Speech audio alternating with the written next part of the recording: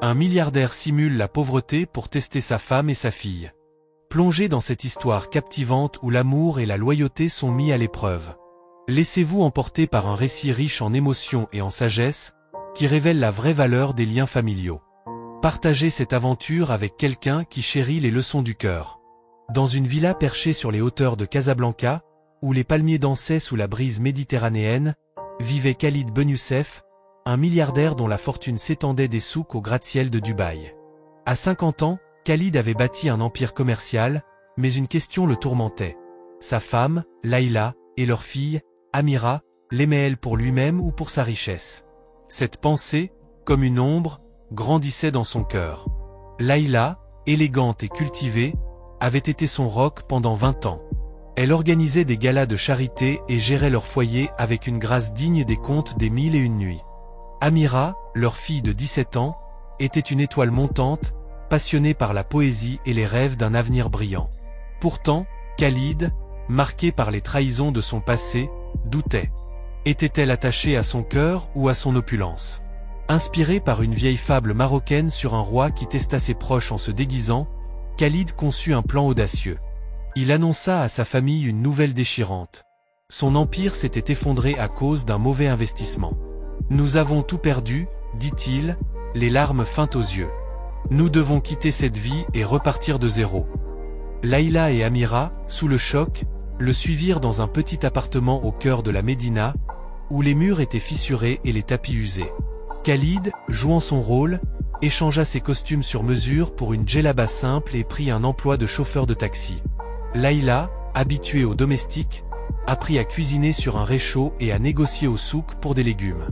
Amira, privée de son téléphone dernier cri, emprunta des livres à la bibliothèque communale pour continuer à écrire ses poèmes. Les premiers jours furent rudes.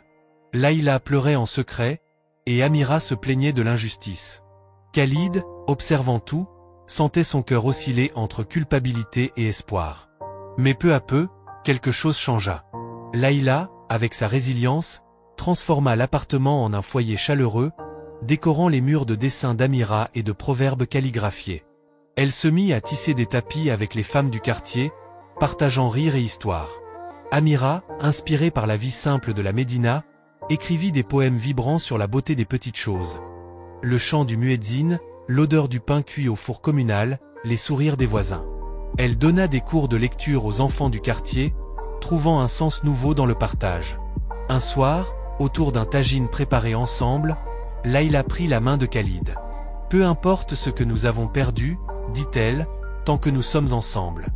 La richesse, c'est toi, c'est Amira, c'est nous. » Amira acquiesça, lisant un poème qu'elle avait écrit. « Dans la simplicité, j'ai trouvé mon cœur, dans la perte, j'ai trouvé ma voix. » Khalid, bouleversé, ne put continuer la ruse.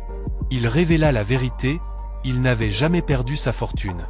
Il s'attendait à de la colère, mais Laïla rit doucement. « Je savais que quelque chose clochait, dit-elle.